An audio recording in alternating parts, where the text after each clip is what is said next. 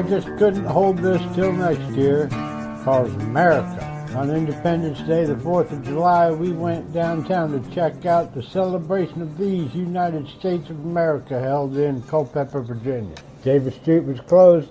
There were cars like these from Main Street to the train station, 5 blocks worth. When you see the color guard mustering at Main and Davis, it's time to head to the courthouse. These are the Culpeper Minutemen. They comprise the local chapter of the Sons of the Revolution. These men trace their lineage to General Washington's troops. We got to the courthouse in time to get our programs. Then we heard this.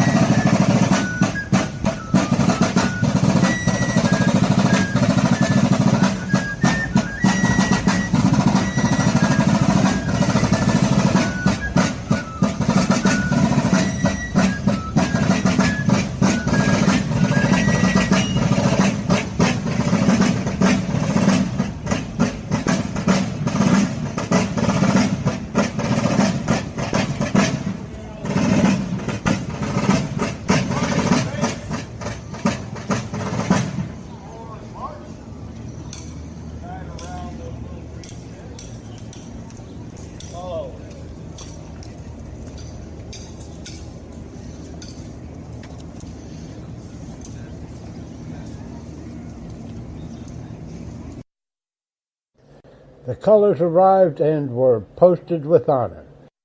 The mayor and senior county supervisor spoke briefly.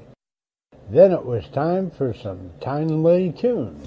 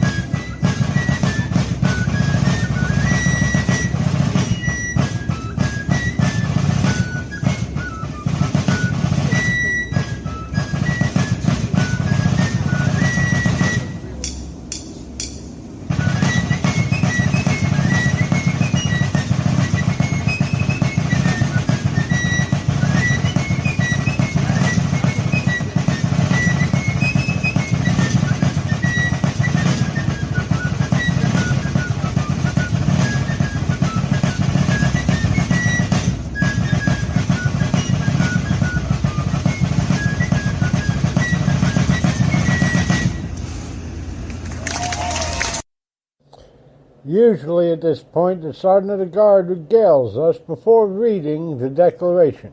It usually includes a troop muster report. This year, we got Mr. Jefferson himself.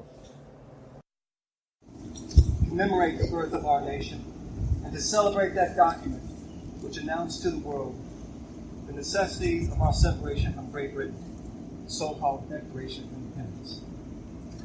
Now, I'll tell you something here today that few people outside of Congress are aware. I wrote it.